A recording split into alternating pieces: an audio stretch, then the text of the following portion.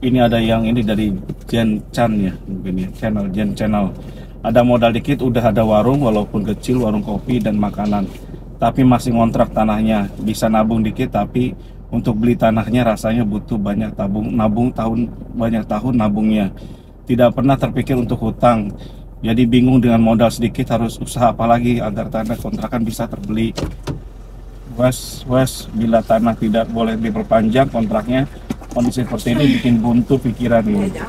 Bagaimana Pak caranya agar pikiran ini fresh dan bisa berinovasi untuk berkembang?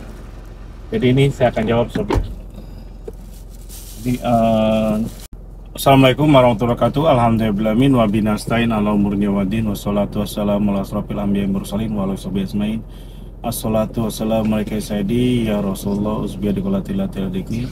Alhamdulillah la nikmatul Islam wal iman wa kafa bima minima. Alhamdulillah la kulli hal. Alhamdulillah bi nikmati tatimmu shalihat. So, ini saya pengalaman, ini saya mau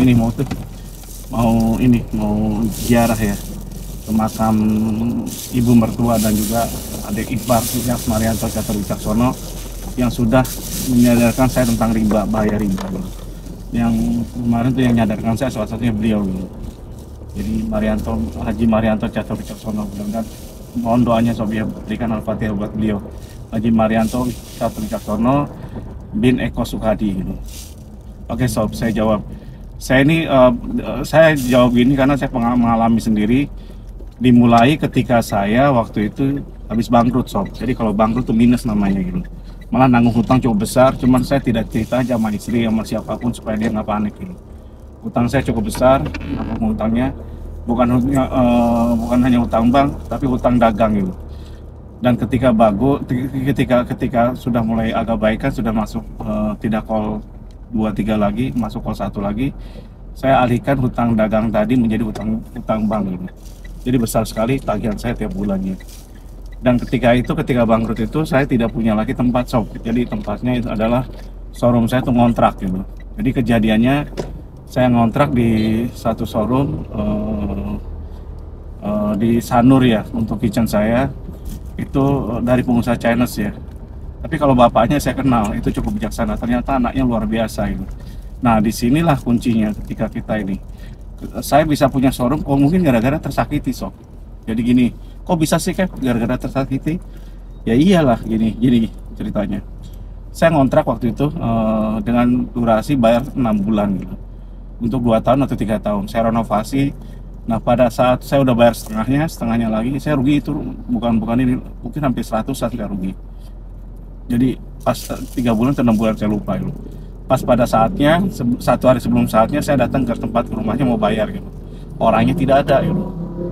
Jadi orangnya tidak ada, udah gitu besok Pak saya telepon orangnya, Pak kok nggak ada nih, saya mau bayar pelunasan gitu. Memang saya agak telat gitu, karena memang baru dapat uang seperti itu.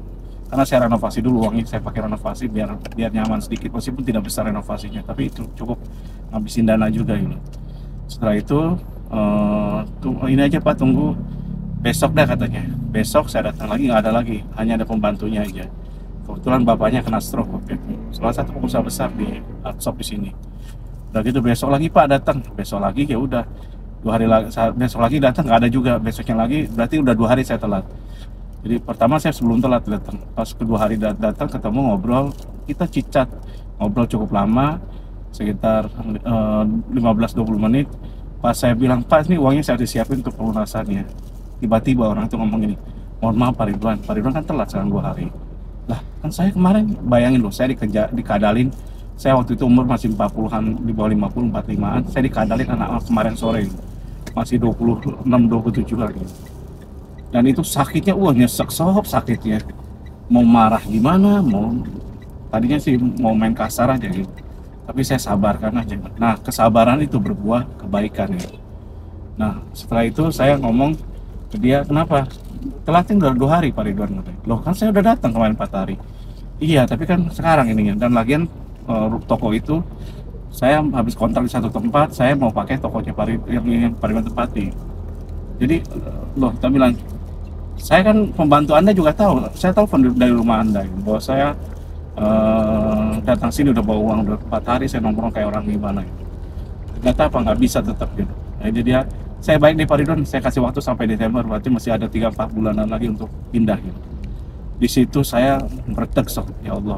Jadi 2 kali saya kena sakit hati. Pertama waktu itu saya punya adshop di Kerobokan ya, di Mertanadi.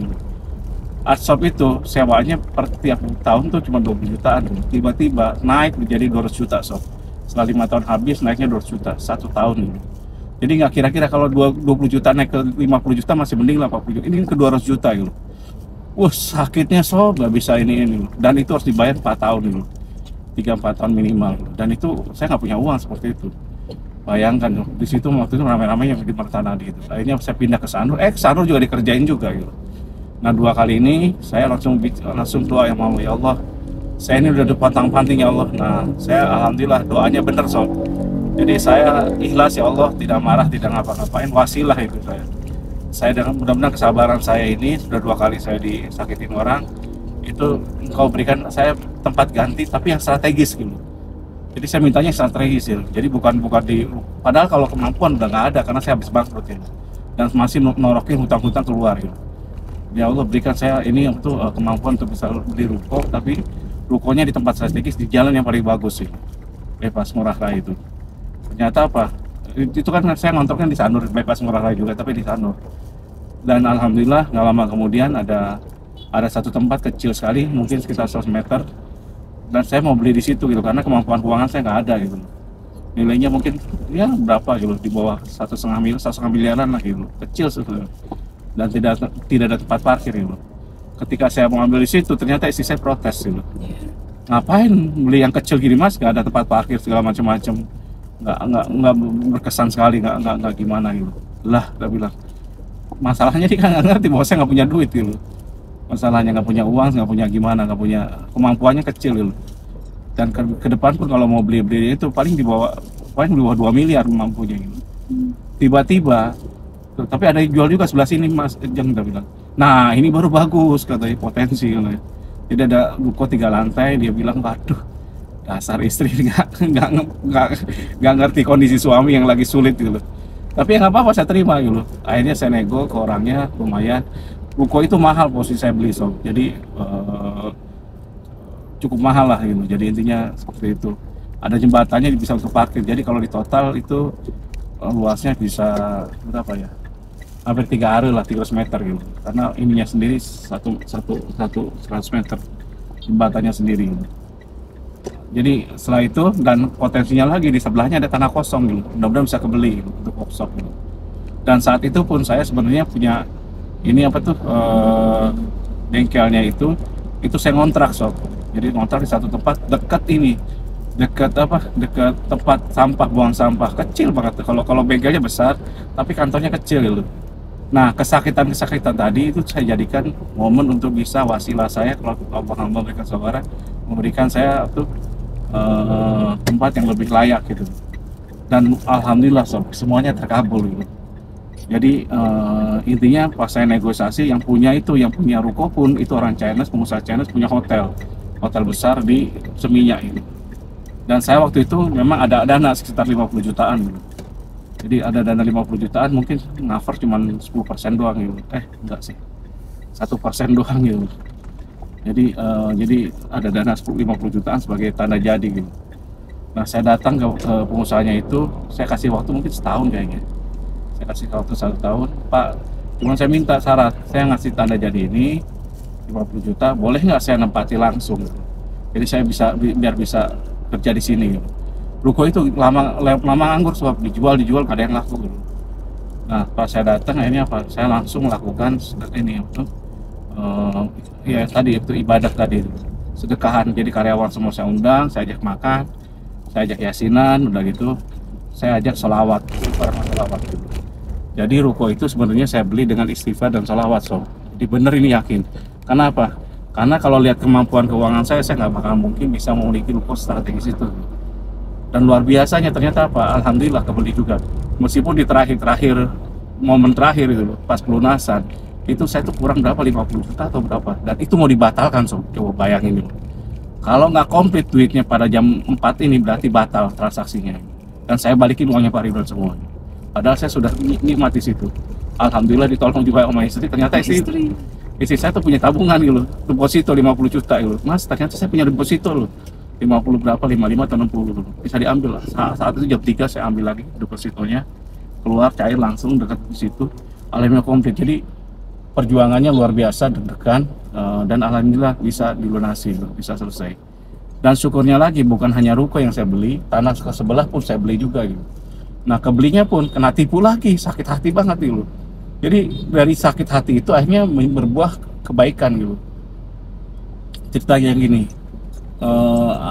orang yang sebelah itu ternyata namanya Made Gablor atau siapa gitu. Yang Made Gablor tinggal di belakang ruko saya gitu, terlalu jauh dari ini di dekat pasar sana gitu. Nah, dia cerita bahwa dia pernah kerja dengan ayah mertua saya gitu. Dia kenal ayah mertua saya, ipar saya semua, kenal semua. Pokoknya dia cerita itu. Nah, saya tuh bayangin loh, saya digoblokin, dikadalin oleh orang, anak yang lulusan SD aja nggak lulus, SMP aja nggak lulus mungkin. Tapi saya dikadalin, dia banyak omongnya gitu, banyak omong segala macam. Sampai saya percaya, Pak, ini sebelah ini tanah saya mau dijual gitu. Waduh, dia bilang. Dan dia untuk mempercayakan itu, supaya saya percaya, diajaklah ibunya. Besoknya lagi diajak anak yang perempuan, segala macam-macam anak yang perempuan. Dan saya ingat anak perempuan itu waktu datang ke kantor saya tegur gitu. Karena apa? Dia pakai celana pendek atau gimana gitu. Masih SMA, saya bilang, nggak boleh lagi kayak gitu, udah bilang. Anda udah besar, bukan anak kecil lagi. Jadi kalau bisa, kalau ke kantor, ke orang datang pakai ini. Dan itu di tempat saya kan ada CCTV-nya, segala macam-macam. Ternyata sob, saya kena tipu sob. Jadi tanahnya itu bukan tanah dia, ternyata tanah dia itu bukan di situ, tapi memang ada di notaris itu. Saya tanya ke notarisnya waktu itu bareng sama dia. Saya gak goblok-goblok amat. Saya datang ke notaris, iya Pak Ridwan. Pak notarisnya tuh kebetulan mau pergi gitu. Jadi nggak bisa melayani saya gitu. Iya Pak Ridwan, kebetulan Pak Made Gablor ini punya lahan di saya di sini gitu. Nanti aja transaksinya minggu depannya katanya. Nah, pas minggu depan itu orang itu udah minta, Pak Ridwan tolong dong saya 30 juta, 50 juta gitu. Duit ini apa tuh tanda jadi segala macam-macam. Ayah saya katanya ada alasan cerita macam-macam, bapaknya meninggal segala macam-macam, butuh dana gitu. Dibalik kan butuh dana besar kalau orang tua meninggal gitu. Akhirnya saya kasih gitu. Nah, karena saya yakin di notarisnya ada, ya udah nggak masalah. Ternyata pas saya ketemu notaris beneran, dia minta dana lagi. Ya udah, saya dengan istri saya ke notaris, dengan gobloknya saya datang sana. Ternyata apa coba? Ternyata tanahnya bukan tanah di situ kata tanahnya, tapi tempat lain. Dan itu juga punya keluarganya. Ya Allah, saya bilang, kena tipu lagi. Terus saya datangin si Made Gablornya, ngilang-ngilang orangnya, keluarganya juga sama, nggak mau tanggung jawab, ke Banjar kemana-mana, keluarganya kan cukup besar di sana. Dia nggak mau tanggung jawab gitu. Dan dia bilang, ya kalau Pak Ridwan mau lapor polisi silahkan aja, tapi bilang masalahnya kalau saya lapor polisi segala macam-macam itu akan kena ibu sama anaknya, karena dia yang datang ke tempat saya dan ada bukti ini. Jadi kalau masa anak SMA terus ibunya yang udah tua, yang pendengarannya hilang segala macam, setengah hilang, itu masih masa saya pasti ditarik sama polisi gitu, karena itu bukan udah penipuan terkoordinir gitu. Dan saya bilang ini bisa masuk polisi, masukin aja Pak Ridwan, malah nantang gitu. Tapi saya, ya Allah, saya nggak usah deh, tapi bismillah aja. Akhirnya saya tidak jadi untuk melaporkan polisi segala macam-macam. Saya ikhlas saja, ya Allah, saya minta gini wasilahnya. Kalau seandainya saya ketipu itu, mungkin kalau sekarang sih nilainya mungkin 200 jutaan mungkin. Zaman dulu kan gede juga gitu. Jadi ya Allah, kalau ketipu ini saya jadikan engkau keikhlasan saya ketipu ini, engkau ikhlas ini kan, jadikan saya untuk bisa memiliki tanah sebelah ini dengan harga yang menguntungkan bagi saya gitu. Bukan senang ini, ya udah gitu doang. Tiba-tiba besoknya lagi datanglah ada orang wakil gubernur, kebetulan saya kenal Pak Sudikarta gitu, karena saya kenal dengan keluarganya yang ada di kerja di dinas pendapatan atau di mana gitu. Nah, datanglah ke tempat saya gitu, Pak ada apa? Pak Ridwan, ini saya mau bangun katanya. Oh, mau bangun kantor properti segala macam. Waduh, saya bilang, kalau dia yang bangun kan repot sob. Kenapa? Oh, nah tanah di sebelah itu sayangnya kan dekat jembatan, jadi nggak mungkin buat jembatan lagi gitu loh. Jadi ada kesulit lah kalau mau buat jembatan, dekat jembatan di bypass Ngurah Rai kan ada jembatan itu dekat Lotemat itu loh, Pasar Subung itu. Nah, setelah jembatan mungkin 200 meter itu baru tempat saya. Nah, sebelahnya itu nggak mungkin dibuatin jalan jembatan lagi karena akan ngalangi kalau tempat saya pas gitu. Jadi kesulitannya dia belum ada jembatan, dan kalau dibuat jembatan susah kalau orang lain mau beli gitu. Tapi kalau dia jabatannya wakil gubernur kan nggak ada urusan gitu, bisa lancar semua gitu. Waduh, nggak jadi dah, dia nggak bakal bisa gitu. Ternyata subhanallah sob, setengah tahun atau 1 tahun kemudian dia telepon saya, Wan, saya butuh duit Wan katanya, bisa nggak nyiapin uang, nggak usah cash dulu lah, saya butuh 500 juta dulu. Tapi itu nanti kamu pelunasannya saya kasih waktu 6 bulan lah gitu, 6 bulan setahun gitu. Ternyata luar biasa gitu sob. Ternyata dia butuh duit juga, ternyata pejabat juga butuh uang, ini apa saya transfer ke beliau segala macam-macam. Jadi ada transaksi dan harganya sob, saya dapat harga lebih murah jadinya. Jadi uang, anggaplah saya ketipu 200 juta, ternyata saya beli lahan murahnya mungkin kemurahannya 500 juta gitu. Jadi kan saya lebih untung jadinya 300 juta gitu. Jadilah di samping ruko saya buatin workshop gitu. Nah ketika workshop saya di sana udah nggak bisa diperpanjang sana, dia udah ngancem. Pokoknya tahun ini kalau habis Pak Ridwan nggak mau perpanjang seperti Anda bilang tadi. Kesakatan tadi itu saya jadikan wasilah sob. Ya Allah, aku ikhlas, aku pasrah padamu. Jadi luar biasa seperti itu.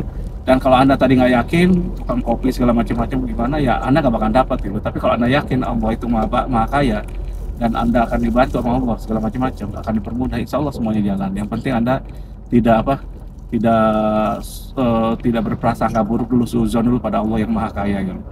Dan kalau saya kemarin itu saya perbanyak waktu itu banyak istighfar sama salawat Nabi. Dan ternyata alhamdulillah kebeli, dan sekarang jadi kantor saya gitu. Jadi sekian dari saya, itu pengalaman pribadi saya. Anda jangan takut ketika Anda tidak punya sulit ya, masih ngontrak segala macam-macam. Usahakan jangan minjam segala macam-macam. Kalau usahakan lo ya, jangan pengen besar segala macam-macam. Insya Allah ada jalannya untuk mendapatkan lahan itu. Demikian ya saya doakan mudah-mudahan Anda punya lahan itu kembali oleh Anda ya. Kalau salah saya banyak salahnya, kalau kurang banyak kurangnya, saya gudang kekurangan. Wabillahi taufiq wal hidayah. Wassalamualaikum warahmatullahi wabarakatuh.